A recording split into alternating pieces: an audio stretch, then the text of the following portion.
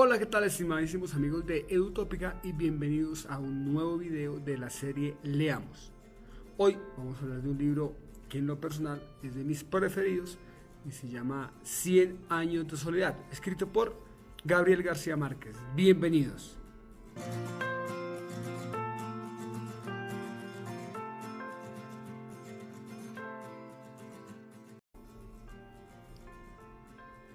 Gabriel García Márquez es el premio Nobel de literatura, el único premio Nobel de literatura que ha tenido este país. Y es que con lo que escribió en realidad marcó un antes y un después de la literatura, no solo de la literatura colombiana, sino también de la literatura latinoamericana y de la literatura en español. Lo que hizo García Márquez fue presentarnos algo que se llama el realismo mágico, y es que tuvo la habilidad de explicarnos la fantasía, de mostrarnos la fantasía de una manera tan real que es creíble, la ficción hecha casi que una verdad. Entonces, cuando leemos 100 años de soledad, nos estamos acercando a una obra maravillosa de literatura en donde Macondo termina siendo nuestra propia vida o nuestro propio territorio.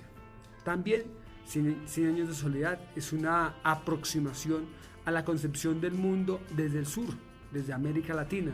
Es una concepción del mundo desde ese país musical, ese país multicultural, ese país multirracial. De manera que el texto de hoy es un texto bien interesante. ¿Alguna vez han utilizado POSIT para escribir, tomar notas y pegarlas en algún lado para que no se les olvide alguna tarea pendiente? Yo lo he intentado y en realidad me toma más tiempo escribir a los POSIT y organizarlos que haciendo las tareas que tengo que hacer. De manera que en lo personal pues no me sirvió esa estrategia, pero lo que sí me sirve a mí es escribir para no olvidar. En un video que tengo aquí en el canal hablé sobre mi agenda, o sea la agenda que llevo, donde voy escribiendo, voy tomando nota de las cosas, porque es que la escritura es una herramienta que lucha contra el olvido. El fragmento que vamos a leer hoy de la obra 100 años de soledad trata sobre ese tema, la relación entre la escritura y el olvido, y creo que es una justificación absolutamente válida y hermosa de la escritura como una herramienta para luchar contra el olvido. Así que les invito a leer conmigo este fragmento. Gabriel García Márquez, 100 años de soledad, fragmento. Una noche, por la época en que Rebeca se curó del vicio de comer tierra y fue llevada a dormir en el cuarto de los otros niños, la india que dormía con ellos despertó por casualidad y oyó un extraño ruido intermitente en el rincón. Se incorporó alarmada, creyendo que había entrado un animal en el cuarto, y entonces vio a Rebeca en el mecedor, chupándose el dedo y con los ojos alumbrados como los de un gato en la oscuridad. Pasmada de terror, atribulada por la fatalidad de su destino, Visitación reconoció en esos ojos los síntomas de la enfermedad cuya amenaza los había obligado, a ella y a su hermano, a desterrarse para siempre de un reino milenario en el cual eran príncipes.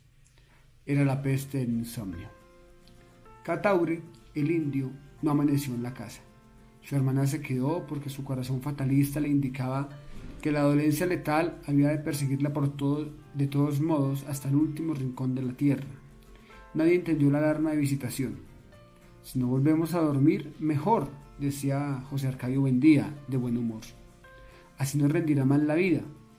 Pero la india les explicó que lo más temible de la enfermedad del insomnio no era la imposibilidad de dormir, pues el cuerpo no sentía cansancio alguno, sino su inexorable evolución hacia una manifestación más crítica, el olvido.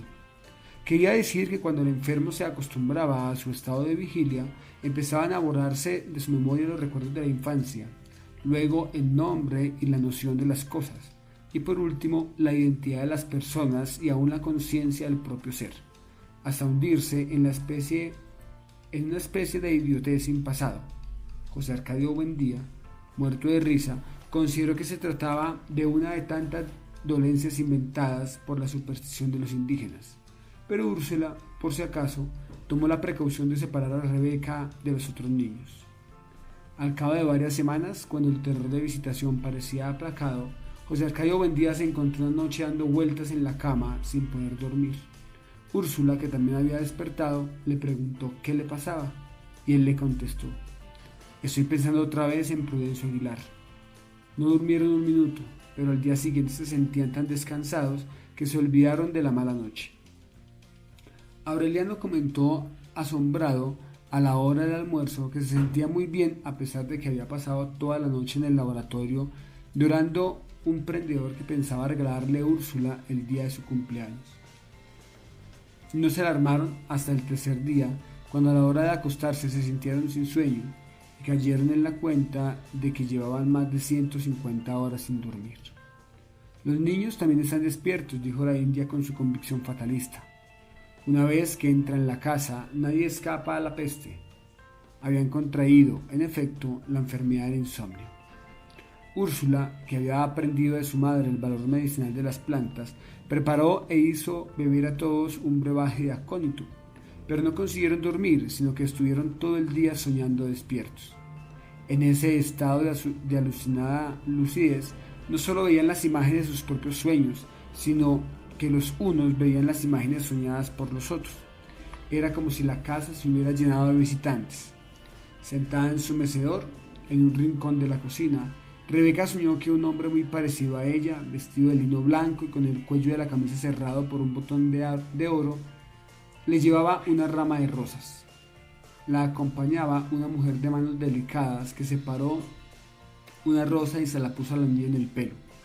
Úrsula comprendió que el hombre y la mujer eran los padres de Rebeca, pero aunque hizo un grande esfuerzo por reconocerlos, confirmó su certidumbre de que nunca los había visto.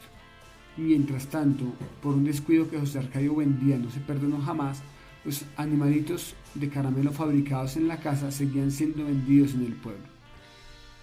Niños y adultos chupaban encantados los deliciosos gallitos verdes del insomnio, los exquisitos peces rosados del insomnio y los tiernos caballitos amarillos del insomnio, de modo que el alba del lunes sorprendió despierto a todo el pueblo.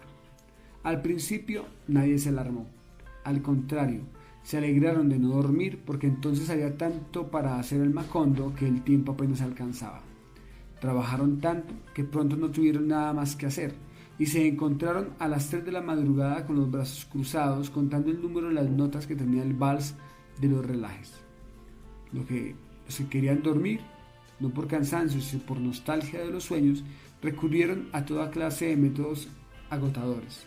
Se reunían sin tregua a repetirse durante horas y horas los mismos chistes, a complicar hasta los límites de la exasperación el cuento del gallo capón, que era un juego infinito en el que el narrador preguntaba si querían que les contara el cuento del gallo capón, y cuando contestaban que sí, el narrador decía que no había pedido que le dijeran que sí, sino que si querían que les contara el cuento del gallo capón, y cuando contestaban que no, el narrador decía que no les había pedido que dijeran que no, sino que si querían que les contara el cuento del gallo capón. Y cuando se quedaban callados, el narrador decía que no les había pedido que se quedaran callados, sino que si querían que les contara el cuento del gallo capón. Y nadie podía irse, porque el narrador decía que no les había pedido que se fueran, sino que si querían que les contara el cuento del gallo capón. Y así sucesivamente, en un círculo vicioso que se prolongaba por las noches enteras. Cuando José Arcadio Buendía se dio cuenta de que la peste había invadido el pueblo, reunió a los jefes de las familias para explicarle lo que sabía sobre la enfermedad del insomnio y se acordaron medidas para impedir que el flagelo se propagara a otras poblaciones de la ciénaga. Fue así como se quitaron a los chivos las campanitas que los árabes cambiaban por guacamayas y se pusieron a la entrada del pueblo a disposición de quienes desatendían los consejos y súplicas de los centinelas e insistían en visitar la población. Todos los forasteros que por aquel tiempo recorrían las calles de Macondo tenían que hacer sonar su campanita para que los enfermos supieran que estaban sanos. No les permitían comer ni beber nada durante su estancia, pues no había duda de que la enfermedad solo se transmitía por la boca, y todas las cosas de comer y de beber estaban contaminadas de insomnio. En esa forma se mantuvo la peste circunscrita al perímetro de la población. Tan eficaz fue la cuarentena que llegó el día en que la situación de emergencia se tuvo por cosa natural y se organizó la vida de tal modo que el trabajo recobró su ritmo y nadie volvió a preocuparse por la inútil costumbre de dormir. Fue Aureliano quien concibió la fórmula que había de defenderlos durante varios meses de las evasiones de la memoria. La descubrió por casualidad. Insomnio experto, por haber sido uno de los primeros, había aprendido a la perfección el arte de la platería. Un día estaba buscando el pequeño yunque que utilizaba para laminar los metales y no recordó su nombre. Su padre se lo dijo: Taz. Aureliano escribió el nombre en un papel que pegó con goma en la base del yunquecito. Taz. Así estuvo seguro de no olvidarlo en el futuro. No se le ocurrió que fuera aquella la primera manifestación del olvido, porque el objeto tenía un nombre difícil de recordar. Pero pocos días después descubrió que tenía dificultades para recordar casi todas las cosas del laboratorio. Entonces las marcó con el nombre respectivo, de modo que le bastaba con leer la descripción para identificarlas. Cuando su padre le comunicó su alarma por haber olvidado hasta los hechos más impresionantes de su niñez, Aureliano le explicó su método y José Arcadio Buendía lo puso en práctica en toda la casa y más tarde lo impuso a todo el pueblo.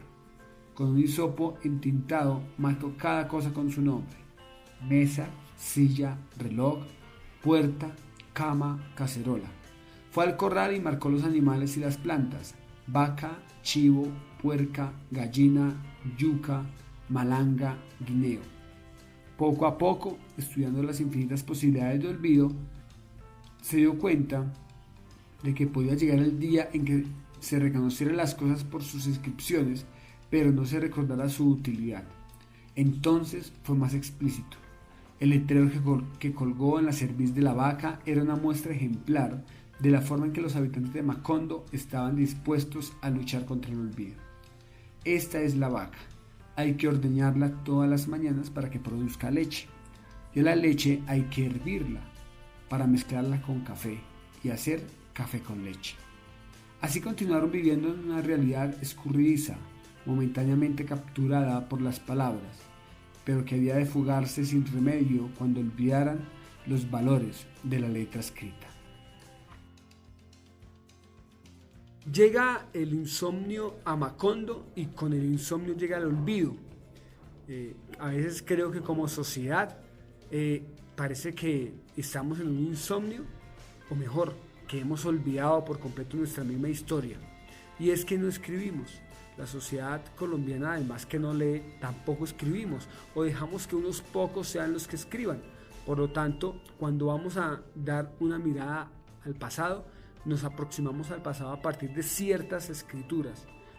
Qué bueno que pudiéramos, a partir de este fragmento, pensar en la escritura como una herramienta para transformar nuestra realidad, como una herramienta para luchar contra el olvido.